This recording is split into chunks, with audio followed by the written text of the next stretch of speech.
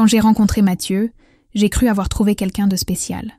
J'avais 21 ans, je terminais mes études à l'université et j'essayais de comprendre ce que je voulais faire de ma vie. Il est apparu à un moment où tout me semblait incertain. C'était le genre de garçon capable de tout réparer, qu'il s'agisse d'un robinet qui fuit ou d'un ordinateur qui plante. Il semblait serviable, attentionné et toujours prêt à donner un coup de main. À ses côtés, je me sentais en sécurité. Au début, nos conversations étaient longues, remplies d'histoires et de rires. Il se souvenait toujours des petits détails que je lui confiais, ce que je n'avais jamais connu dans une relation auparavant. Je m'appelle Marie. Pendant 3 ans, j'ai cru être avec quelqu'un qui m'aimait vraiment. Nous avions construit une routine ensemble. Le jeudi, on regardait des films. Et le dimanche, on allait dîner chez sa mère. Certains week-ends, on partait en petites escapades ou on campait avec ses amis. Tout semblait calme et naturel. Je pensais avoir trouvé la personne avec qui je passerais le reste de ma vie. C'était confortable, prévisible. Et d'une certaine manière, ça semblait juste. Avec le temps, j'ai commencé à remarquer de petits changements. Au début, Mathieu me complimentait sur mon apparence. Il disait qu'il aimait mes cheveux et mon sourire. Mais peu à peu, ces compliments ont laissé place à des remarques étranges. Il suggérait qu'une tenue ne me mettait peut-être pas assez en valeur ou qu'une de mes amies semblait mieux prendre soin d'elle que moi. Je me disais que ce n'était que des observations sans importance, mais quelque chose en moi commençait à s'agiter. Un jour, alors qu'on se préparait pour aller dîner dehors, il m'a regardé et m'a demandé si je pensais vraiment que cette tenue était le meilleur choix. J'ai ri, pensant qu'il plaisantait, mais il a continué. Il a dit qu'une autre couleur m'irait peut-être mieux. C'était subtil, mais ce genre de remarque a commencé à se répéter. Quand je me coupais les cheveux, il me demandait si j'étais vraiment satisfaite du résultat ou si j'étais sûre que le coiffeur savait ce qu'il faisait. Si je me faisais un compliment à moi-même, il changeait de sujet ou laissait échapper un petit rire, comme si mon opinion n'avait pas de poids. Pendant longtemps, j'ai ignoré ces signaux. Je me disais que Mathieu était juste honnête et que, peut-être, j'exagérais. Après tout, il continuait de me dire qu'il m'aimait, il me tenait la main quand on marchait ensemble et il parlait de projets d'avenir. Je m'accrochais à ça, jusqu'à ce jour où tout a basculé. C'était un mardi, pendant la pause déjeuner au travail. Je mangeais seule quand mon téléphone a vibré. Un message d'une amie. C'était un lien vers une vidéo, accompagné d'un mot urgent me demandant de l'appeler. Intriguée, j'ai cliqué pour voir de quoi il s'agissait. La vidéo commençait avec un groupe de garçons qui riaient et discutaient dans un bar. J'ai reconnu l'endroit immédiatement. C'était là où Mathieu avait l'habitude de sortir avec ses amis. Ils semblaient excités, buvant et plaisantant entre eux. La caméra s'est tournée vers lui et il souriait. Une voix en arrière-plan a posé une question, puis Mathieu a répondu. Ces mots ont été prononcés sur un ton léger, comme s'il s'agissait d'une simple conversation banale. Mais ce qu'il a dit m'a frappé comme un coup brutal. Il riait en disant que j'étais la fille la plus moche avec qui il était sorti. Il a ajouté que, au moins, je cuisinais bien et que je ne me plaignais jamais quand il sortait avec ses amis. Il a dit que j'étais quelqu'un de facile à garder près de lui parce que je ne causais pas de problème. Le groupe autour de lui a éclaté de rire. L'un d'eux a crié qu'il était cruel, mais il a ri aussi. Mathieu a haussé les épaules et a complété en disant que, de toute façon, il pensait passer à autre chose, parce que je ne l'amusais plus autant qu'avant. La légende de la vidéo précisait qu'il ne savait pas qu'il était filmé, mais l'expression sur son visage montrait qu'il était bien trop à l'aise pour s'en soucier. Je suis restée figée devant l'écran de mon téléphone, incapable de réagir. Je n'ai pas pleuré, je n'ai pas crié. J'ai juste senti quelque chose en moi se briser. 3 ans ensemble, à faire des projets, à partager des moments, et voilà comment il parlait de moi quand je n'étais pas là, comme si j'étais un fardeau, un objet qu'il gardait par commodité. La vidéo avait déjà accumulé beaucoup de vues. Les commentaires variaient entre ceux qui riaient de la situation et d'autres qui trouvaient ça cruel.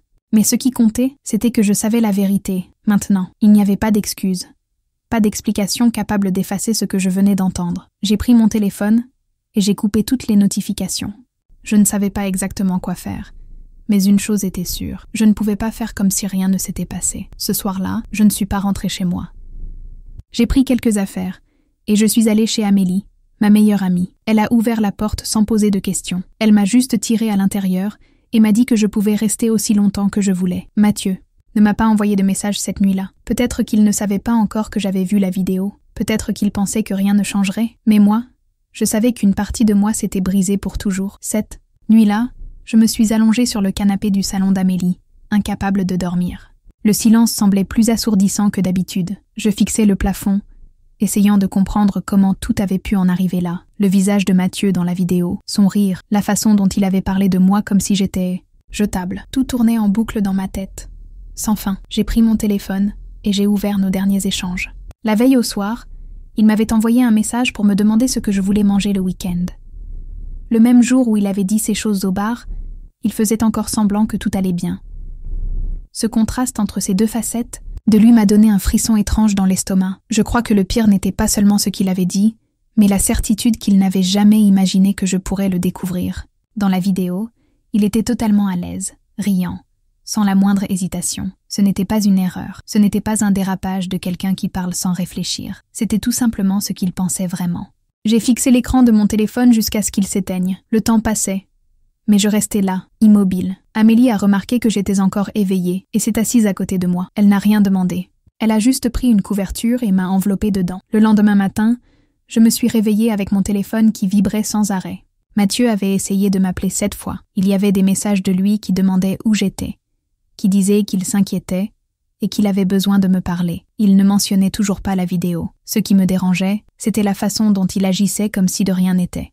Comme si j'avais simplement disparu sans raison et qu'il était juste inquiet. J'ai décidé de ne pas répondre. J'ai supprimé tous ces messages sans les lire. Je me suis levée du canapé et je suis allée dans la salle de bain. En tête, me regardant dans le miroir, j'ai vu un visage fatigué, des yeux rougis d'avoir retenu des larmes que je ne savais même pas si j'avais envie de verser. Amélie a préparé du café pour nous deux.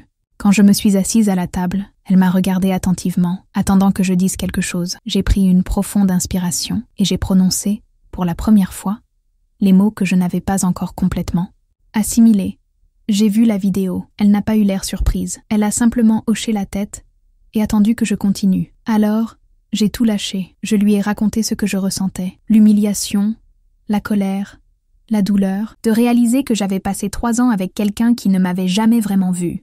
Quand j'ai fini, elle a posé sa tasse de café sur la table et m'a dit calmement « Tu sais que tu n'es pas obligé de lui parler, hein ?» Je le savais. Mais une part de moi voulait encore une explication. Ce jour-là, j'ai décidé que je ne rentrerais pas chez moi. J'ai pris un sac et j'y ai mis quelques vêtements, mes papiers et mon chargeur de téléphone. J'ai appelé le boulot pour demander quelques jours de congé. J'avais besoin de temps pour réfléchir.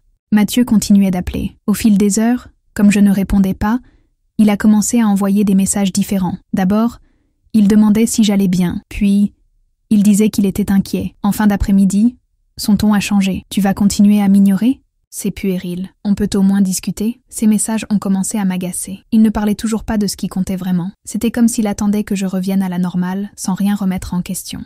Comme si le problème, c'était juste ma disparition, et non ce qu'il avait fait. J'ai bloqué son numéro. Ce soir-là, Amélie et moi avons commandé à manger et regardé un film quelconque. J'essayais de me distraire, mais mon esprit revenait sans cesse à la même question. Comment quelqu'un qui prétend aimer une autre personne peut-il la traiter de cette façon? Le lendemain, je me suis réveillée tôt et suis sortie marcher. J'avais besoin de respirer. J'ai erré sans but, essayant de vider mon esprit, mais en rentrant à l'appartement, j'ai trouvé Amélie à la porte, son téléphone à la main. Son visage semblait tendu. « Mathieu est passé chez toi. » Mon cœur s'est mis à battre plus vite. « Comment ça ?» Elle m'a montré un message envoyé par une amie commune. Mathieu s'était présenté à ma porte ce matin-là. En voyant que je n'étais pas là, il avait laissé un mot me demandant de l'appeler. J'ai soupiré. Il n'allait pas abandonner si facilement. Je me suis assise sur le canapé, fixant mon téléphone, sans savoir quoi faire. Une partie de moi voulait l'affronter, lui dire tout ce que je retenais en moi, mais une autre partie voulait juste disparaître. Avant que je puisse prendre une décision, le téléphone d'Amélie a sonné. Elle a regardé l'écran et me l'a montré. C'est lui. J'ai secoué la tête. Ne réponds pas. Elle a laissé sonner jusqu'à ce que ça s'arrête. Peu après, Mathieu a envoyé un autre message. Tu ne peux pas juste disparaître. Il faut qu'on règle ça. Mais je savais qu'il n'y avait plus rien à régler.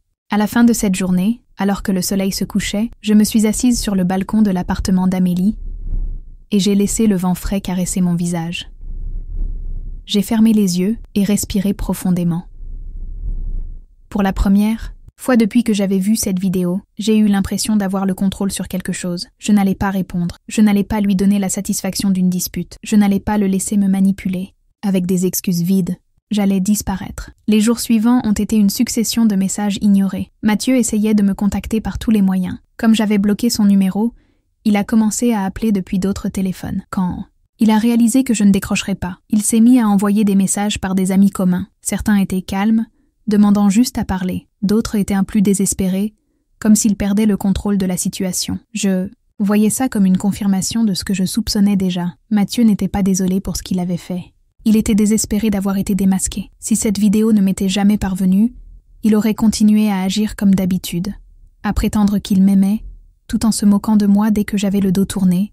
Amie Commune m'a envoyé une capture d'écran d'une de ses publications. C'était une vieille photo de nous deux, accompagnée d'un texte disant qu'il ressentait mon absence. Des mots qui, autrefois, m'auraient bouleversée, mais qui me semblaient maintenant vides. Je savais que ce n'était pas pour moi, c'était pour les autres. Il voulait que les gens voient qu'il essayait de me récupérer, pour que, si je ne revenais pas, il passe pour la victime de l'histoire. Pendant ce temps, j'essayais de digérer tout ce qui s'était passé. Pendant 3 ans, j'avais ignoré des signaux qui, maintenant, me paraissaient évidents. Les remarques sur mon apparence, les critiques déguisées en plaisanterie, la façon dont il me faisait toujours sentir que je n'étais jamais assez bien. Je me suis mise à remettre en question chaque détail de notre relation. M'avait-il vraiment aimé un jour? Ou n'étais-je qu'une personne pratique, qu'il gardait près de lui parce que je ne posais pas de problème? Je voulais des réponses, mais je savais que Mathieu n'en avait aucune qui puisse me réconforter. Une nuit, alors qu'Amélie dormait, j'ai pris mon téléphone et j'ai écrit un message pour lui. J'ai fixé l'écran pendant de longues minutes. Je ne l'ai pas envoyé.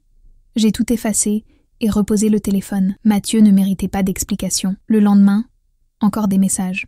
Encore des tentatives de contact. Il a commencé à appeler ma mère. Il lui a dit qu'il était inquiet, qu'il avait besoin de me parler. Elle ne savait pas ce qui s'était passé, alors elle m'a appelé pour me demander si je voulais qu'elle lui réponde quelque chose. Dis-lui que je vais bien, mais qu'il doit me laisser tranquille. Elle a répété mot pour mot ce que je lui avais demandé. Après ça, Mathieu a cessé de la déranger. Mais je savais qu'il n'avait pas encore abandonné. Cette nuit-là, j'ai regardé le ciel sombre par la fenêtre et j'ai pensé à ce qui m'attendait ensuite. Je savais que cette histoire n'était pas encore terminée. Les jours suivants, Mathieu a commencé à se comporter différemment.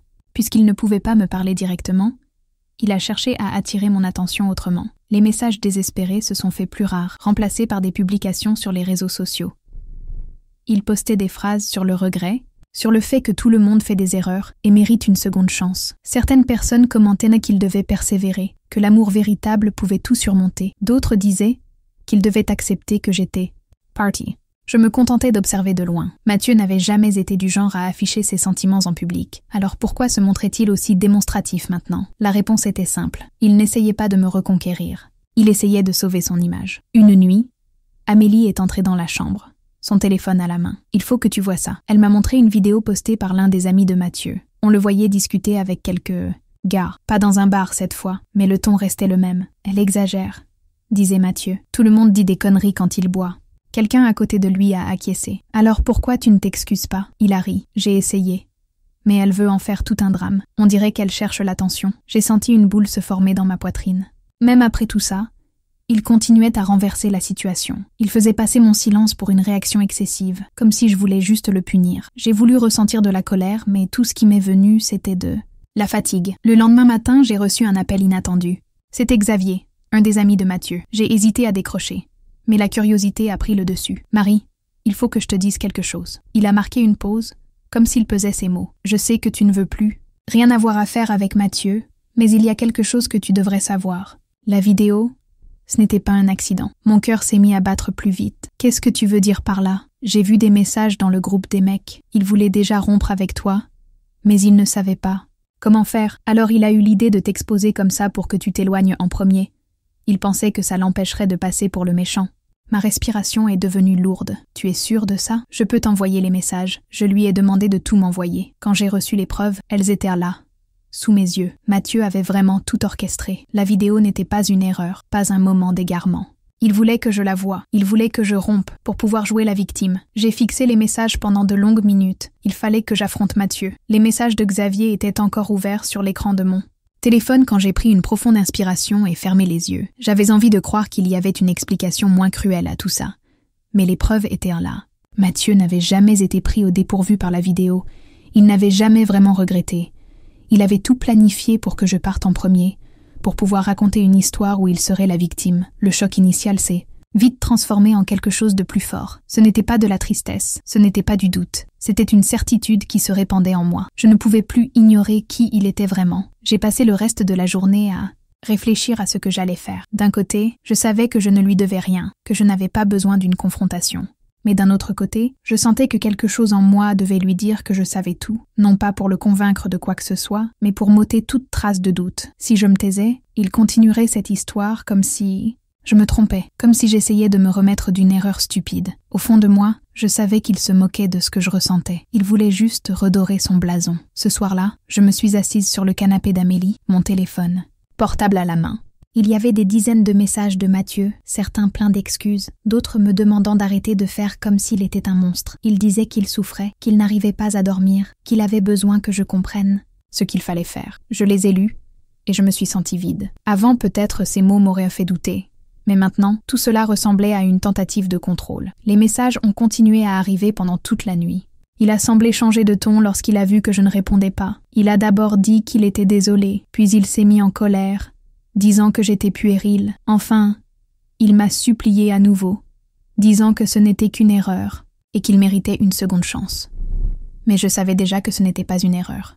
Le lendemain, je me suis réveillée avec de nouvelles notifications. Mathieu n'essayait plus seulement de me parler. Il avait commencé à envoyer des messages à des amis communs, à ma mère et même à mon patron. Il voulait me joindre de toute façon. Son insistance m'a fait ressentir quelque chose de proche de la peur. Non pas à cause de ce qu'il pourrait faire physiquement, mais à cause de la façon dont il refusait d'accepter la fin. J'ai regardé mon téléphone portable pendant un long moment avant de décider quoi faire. Il fallait que je lui fasse face, que je lui dise que je savais tout et que rien de ce qu'il ferait n'y changerait rien. Plus encore, je devais lui faire comprendre qu'il n'avait plus aucun pouvoir sur moi. J'ai décidé que je ne pouvais plus repousser ce moment. Mathieu devait entendre de ma bouche que c'était fini, mais ce ne serait pas une conversation. Ce ne serait pas une demande d'explication. Il ne méritait plus d'être manipulé. J'ai pris mon téléphone portable et j'ai tapé un message court et direct. Je sais tout. Je sais que tu as planifié la vidéo. Je sais que tu voulais que je rompe pour que tu sois la victime. Il n'y a plus rien à dire. Laisse-moi tranquille. J'ai appuyé sur « Envoyer » et j'ai immédiatement bloqué ton numéro. Je n'ai pas attendu de réponse. Je ne voulais pas lui donner une autre chance d'essayer de déformer les faits. Au fond de moi, je savais qu'il n'accepterait pas la fin si facilement. Et j'avais raison. Le même jour, il a commencé à envoyer des messages à Amélie. D'abord, il a dit qu'il voulait juste me parler, que je m'emballais. Puis il a commencé à dire que les gens étaient contre lui, qu'il me mettait des idées dans la tête. Quand il a compris qu'il n'obtiendrait pas de réponse, il a changé de ton et s'est mis à publier des messages vagues sur les réseaux sociaux, des textes sur les regrets, des chansons tristes et des phrases sur le fait d'avoir été trahi par ceux qu'il aimait le plus. Les gens ont commencé à commenter, certains le défendant, d'autres disant qu'il exagérait. Mais le pire est arrivé. Le lendemain, Mathieu est venu à mon travail. Il savait que je l'évitais. Il savait que je ne pouvais pas l'ignorer. Il est arrivé pendant ma pause et a attendu à la réception. Mon cœur s'est emballé lorsque j'ai vu son nom sur l'écran du téléphone de la réceptionniste. Il veut vous parler. J'ai pris une grande inspiration et je me suis approchée. Il était assis là, avec la même expression abattue que sur les photos qu'il avait postées. Lorsqu'il m'a vue, il s'est immédiatement levé et a essayé de me prendre la main. Je me suis écartée avant qu'il n'y parvienne. Il a ouvert la bouche pour parler, mais j'ai été plus rapide. Je ne veux rien entendre. Je suis juste venue te dire que cela doit cesser. Tu dois reprendre ta vie et me laisser reprendre la mienne. Cesse. Yeux se remplissent de larmes. Mais je ne crois plus à ces expressions. Tu vas trop loin, Marie. Tu sais que je n'ai jamais voulu te faire de mal. Je n'ai pas répondu. Je l'ai regardé et j'ai attendu. Il s'attendait à ce que je recule, à ce que je m'émeuve, à ce que je cède. Quand il a compris que ce n'était pas le cas, il a soupiré et baissé la tête. D'accord, je m'en vais. Mais tu vas te rendre compte que tu fais une erreur. Il est parti sans se retourner et, à ce moment-là, j'ai ressenti un soulagement que je n'avais pas ressenti depuis des semaines. Mathieu a enfin compris qu'il n'avait plus d'emprise sur moi. Après la réunion au travail, j'ai pensé que Mathieu comprendrait enfin qu'il n'y a pas de retour en arrière possible. Mais au fond de moi, je savais qu'il tenterait encore quelque chose, et cela n'a pas tardé. Le lendemain, Amélie m'appelle dans son salon, son téléphone portable à la main et l'air grave. Il avait fait une vidéo. Mon estomac s'est retourné avant même que je ne la voie. J'ai sorti mon portable et j'ai appuyé sur play. Il était là, assis dans sa voiture, les yeux rouges, parlant directement à la caméra. Il disait qu'il était détruit, qu'il avait fait des erreurs, qu'il n'était pas un homme parfait, mais qu'il m'aimait et ne savait pas comment vivre sans moi. Il a parlé de repentir, de la nécessité de pardonner à ceux qui commettent des erreurs. La partie qui m'a le plus mise en colère est arrivée à la fin, lorsqu'il a dit que tout cela n'était qu'un malentendu, qu'il n'aurait jamais parlé de moi de cette façon s'il avait su que quelqu'un l'enregistrait. J'ai arrêté la vidéo avant la fin. Ce n'était pas des excuses.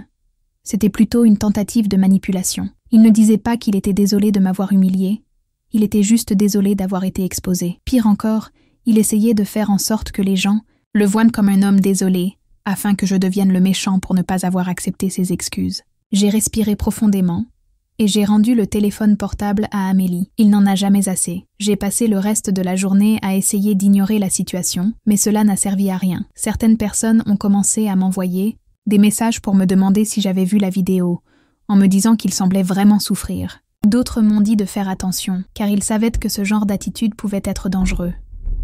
Je savais que je devais faire quelque chose. Ignorer ne suffisait plus. En fin d'après-midi, j'ai pris une décision. J'ai pris mon téléphone portable et j'ai appelé Xavier. Il a répondu rapidement, comme s'il s'attendait à m'entendre. J'ai besoin de toutes les preuves que vous avez. Le groupe de messages, les empreintes, tout ce qui montre que Mathieu a planifié la vidéo. Je vais mettre fin à cette mascarade maintenant. Xavier n'a pas hésité. Je t'envoie tout ça tout de suite. Quelques minutes plus tard, mon téléphone portable se met à vibrer de messages entrants. Des empreintes de conversation où Mathieu racontait comment il voulait rompre avec moi sans en avoir l'air. Des plans pour me faire sortir en premier. Des commentaires sur le fait que la vidéo serait le moyen idéal de se débarrasser de la relation sans porter le poids de la rupture. J'ai regardé ces messages et j'ai senti une révolte grandir en moi. Il jouait à la victime alors qu'en réalité, il s'était servi de moi pour faire l'innocent. J'ai sorti mon téléphone portable et j'ai écrit un texte. Ce n'était pas une réponse à lui, mais un message à tous ceux qui observaient la situation de l'extérieur sans connaître la vérité. Je n'ai jamais voulu dévoiler quoi que ce soit. Je voulais continuer ma vie tranquillement, mais je ne peux plus ignorer ce qui s'est passé. Mathieu n'est pas désolé. Il ne regrette pas ce qu'il a fait, il regrette juste d'avoir été découvert. Voilà la preuve qu'il avait prévu de m'humilier, que tout était calculé. J'ai fait un simple post, sans drame, sans exagération. Juste pour faire comprendre que je n'accepterai plus d'être traité comme le coupable de l'histoire. Amélie a lu le message avant que je le publie. Tu es sûre? Oui. Je ne vais pas le laisser contrôler cette histoire. J'ai appuyé sur « Envoyer » et j'ai senti un poids se détacher de mes épaules. L'impact a été immédiat. En quelques minutes, mon message a été partagé. Les personnes qui avaient défendu Mathieu auparavant voyaient, maintenant, qui il était vraiment. Certains messages qui m'avaient demandé de lui pardonner ont été supprimés. D'autres personnes sont venues s'excuser de l'avoir cru. Mathieu est resté silencieux. Il ne répond pas, il ne fait pas de nouveaux messages. Pour la première fois, il n'a pas d'échappatoire. La vérité était là, et il ne pouvait rien faire pour la changer. Après mon post, Mathieu a disparu des médias sociaux. Pendant 3 jours, il n'y a plus eu de messages, d'appels ou de tentatives de contact. Pour la première fois depuis des semaines, j'ai eu la paix. Mais au fond de moi, je savais que ce n'était pas encore fini. Ce silence n'était pas la fin, juste une préparation à sa prochaine tentative de reprendre le contrôle de la situation. Le matin du 4e jour, Amélie m'appelle dans la cuisine, l'air inquiet. Il avait encore posté. J'ai sorti mon téléphone portable et j'ai vu une nouvelle vidéo. Mathieu était assis sur son lit, il tenait une lettre et regardait la caméra d'un air abattu. Il disait qu'il n'avait jamais voulu me faire de mal, que c'était une erreur, qu'il comprenait maintenant la gravité de ce qu'il avait fait. Mais ensuite, comme toujours, il a retourné la situation en sa faveur. Il a dit que les gens étaient cruels, qu'il recevait des menaces, qu'il voulait juste une chance d'arranger les choses. Il a terminé en disant qu'il m'aimait et qu'il donnerait n'importe quoi pour remonter le temps. J'ai pris une grande inspiration et j'ai regardé Amélie. Il ne s'arrêtera pas, elle est d'accord. Il veut que tu aies pitié de lui. Mathieu ne voulait pas que je revienne. Il voulait que je le soulage de la culpabilité qu'il ressentait. Il voulait que je lui donne un signe que je m'intéressais encore à lui pour qu'il puisse aller de l'avant sans porter la responsabilité de ce qu'il avait fait. Mais je n'allais pas lui donner cela. J'ai supprimé la vidéo de mon écran et j'ai rangé le téléphone portable. Rien de ce qu'il pouvait dire de plus ne changerait ce que je savais de lui. Je ne répondrai pas, je ne me justifierai pas, je ne lui permettrai pas de continuer à m'utiliser comme élément de son histoire. La fin de la journée, alors que j'essayais de me concentrer sur autre chose, mon téléphone portable a vibré. C'était un numéro inconnu. Mon corps s'est crispé pendant 1 seconde avant que je ne décide de répondre. La voix à l'autre bout du fil était immédiate. « Marie, s'il te plaît, écoute-moi. » Mathieu avait trouvé un autre numéro à appeler. J'ai fermé les yeux et j'ai serré le téléphone dans ma main. Je n'aurais pas dû répondre, mais maintenant que je l'avais fait, j'en profitais pour en finir une bonne fois pour toutes. « Tu n'as plus rien à me dire. » Il prend une grande inspiration et sa voix tremble. « Je sais que j'ai fait une erreur. Mais je t'aime, j'ai tout fait de travers, mais je n'ai jamais voulu te perdre. As-tu la moindre idée de ce que je traverse? Ce que les gens disent de moi, mon cœur s'est emballé, mais pas sous le coup de l'émotion, de colère. Il ne me demandait pas pardon pour ce qu'il m'avait fait, il était en colère pour ce qu'il lui faisait, tout ce qui a toujours compté. Pour Mathieu, c'est sa propre image. J'ai ouvert les yeux, et j'ai regardé la nuit noire par la fenêtre. Êtes-vous inquiet de ce que les gens disent de vous? Je m'inquiétais de ce que l'homme qui m'avait dit qu'il m'aimait disait de moi, alors qu'il pensait que je ne le saurais jamais. Tu l'as fait tout seul, Mathieu. Maintenant, tu dois en assumer les conséquences. Avant qu'il ne puisse répondre, j'ai raccroché le téléphone. Quelques minutes plus tard, j'ai également bloqué ce numéro. Pour la première fois, je sentais qu'il n'y avait plus rien à résoudre. Mathieu savait que je ne reviendrais pas. Il savait que cette fois-ci, j'avais perdu le contrôle pour toujours. Après cet appel, Mathieu n'a plus jamais essayé de me contacter. Il n'y a plus eu de messages, de vidéos ou de vagues posts sur les médias sociaux. Petit à petit, le silence est redevenu un simple silence, et non un avertissement que quelque chose de pire était à venir. Je savais qu'il existait toujours, quelque part, qu'il essayait de reconstruire son image, qu'il racontait peut-être une version plus commode de l'histoire à qui voulait bien l'entendre. Mais pour moi, il n'avait plus d'importance. Après quelques semaines passées chez Amélie, je suis retournée dans mon appartement. L'endroit me semblait différent, comme s'il appartenait à quelqu'un d'autre. J'ai fait le tour des pièces calmement, en observant les détails qui étaient passés inaperçus. Certaines photos étaient encore accrochées au mur, souvenirs d'un passé qui ne signifiait plus rien. J'ai pris chacune d'entre elles, et je les ai mises dans une boîte. Je ne les ai pas jetées, mais je ne voulais pas les voir non plus. J'ai changé la serrure, supprimé définitivement les coordonnées de Mathieu, et rompu tout lien avec lui. C'était étrange de réaliser que quelqu'un, qui avait fait partie de ma vie pendant 3 ans, n'était plus qu'un étranger. Mais c'est exactement ce qu'il était devenu. Cette nuit-là, je me suis allongée dans mon lit pour la première fois depuis ce qui s'était passé, et en fermant les yeux, j'ai ressenti quelque chose de différent. La paix. Les jours ont passé, et petit à petit, j'ai repris mes habitudes. J'ai repris le travail, je me suis promenée sans craindre de croiser Mathieu, et j'ai enfin recommencé à me sentir moi-même. Pour la première fois depuis longtemps, mes choix n'étaient pas faits en réaction à lui. Je n'avais plus à regarder mon téléphone portable dans l'attente d'un message. Je n'avais plus à justifier ma douleur à qui que ce soit. J'étais libre. J'ai décidé de faire de petits changements. J'ai déplacé des meubles, acheté de nouveaux vêtements, coupé mes cheveux comme je l'avais toujours voulu. Ce n'était pas une transformation radicale, mais c'était le signe que j'allais de l'avant. Mathieu ne faisait plus partie de mon histoire, et c'était libérateur. Un après-midi, alors que je prenais un café seul dans un petit restaurant, j'ai réalisé quelque chose d'important. Je ne me sentais plus en colère. Je ne ressentais plus le besoin de prouver quoi que ce soit à qui que ce soit. Mathieu avait essayé de m'humilier, de me manipuler et de me faire douter de ma valeur, mais il avait échoué. Finalement, c'est moi qui en suis sortie plus forte. J'ai regardé mon téléphone portable et j'ai repensé à tout ce qui s'était passé. Beaucoup de choses ont changé, mais je reste avec une question. Que feriez-vous à ma place? Écrivez-moi dans les commentaires et dites-moi ce que vous en pensez. Et n'oubliez pas de vous abonner pour recevoir d'autres histoires comme celle-ci.